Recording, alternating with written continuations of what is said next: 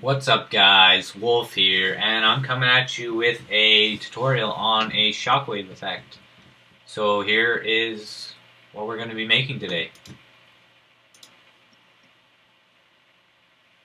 That kind of like greenish, and you can see some of the heat waves coming off it. Looks kind of cool. I haven't seen the effect tutorials on YouTube, and I don't think there is any other ones than this. So hope you guys enjoy. So to start, we're going to go composition, new composition, or command N, or whatever you do on Windows.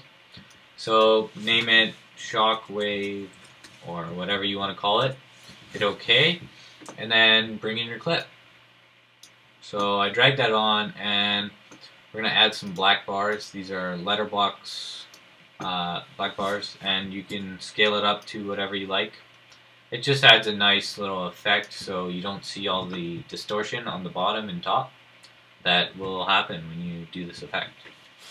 So once you have your black bars to where you want them, you're going to drag on this shockwave and drag that on, put it to where your shot is. This effect looks really good on feeds and stuff, so I recommend you do it on feeds, or trick shots are good too. So once you have that, you're going to go scale and then scale it up to 200. There we go. And then once you have that, we're going to make it start it where we want to. So that looks good. So Alt start bracket to cut the clip, and then we're going to go mode, blending mode, and then add, so that takes off the black and makes it look a nice bright yellow color. And now what we want to do is to change the color, we go hue/saturation and then drag that on, and this master hue right here, you can change the color to whatever you want. I'm going to do a nice blue because I like blue. And then to brighten it up a little bit, we're going to add some exposure and drag that on. Once you have the exposure on, make it about 1.7. That'll give it a nice bright color. It looks really good when you have it all finished and done. So yeah, once you have that, you're gonna go composition, new composition, and name it distort, because that's what we're doing here. And now we're gonna go layer, new, solid, and for the color, we're gonna change the B to 50, and then hit OK. That'll make us a nice, perfect gray for our matte. And now we go back into our shockwave layer, copy our shockwave by Command C, Control C, and paste it on by hitting Command V or Control V. And now we have our shockwave in here. It looks kind of bad because it's over the gray, but we can change that by adding a fast blur.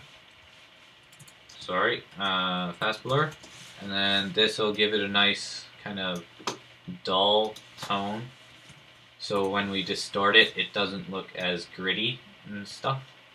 So we got our blob right there, and then it'll be in our composition project right here, and drag the distort layer on over top of the shockwave layer, and then hit start bracket to drag that where we want to.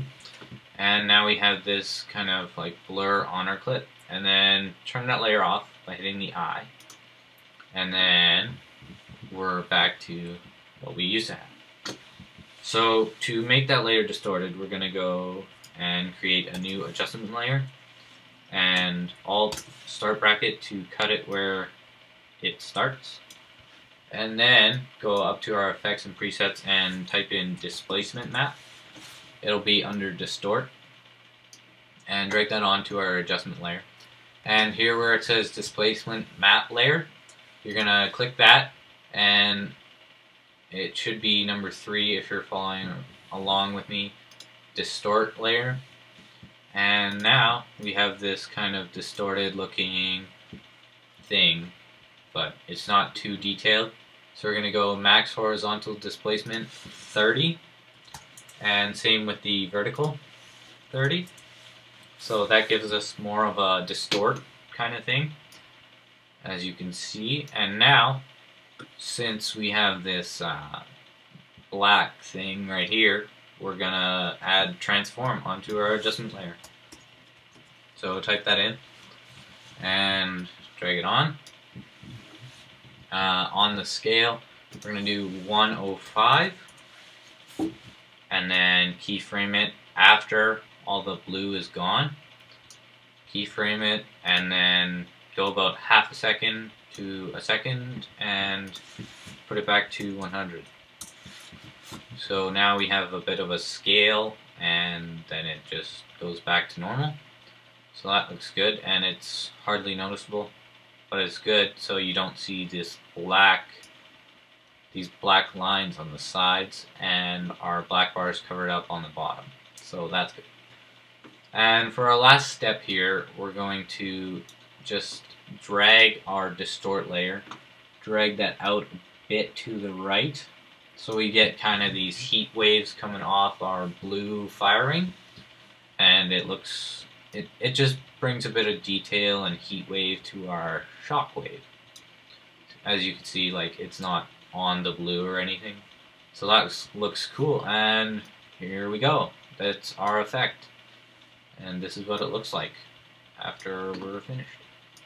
I'll just quickly RAM preview this for you guys. So yeah, you've got this kind of cool looking Shockwave. And sorry about that, it's kind of laggy. Yeah, there we go. So that's your Shockwave. Hope you guys enjoyed. Please like, comment, and subscribe. Peace out.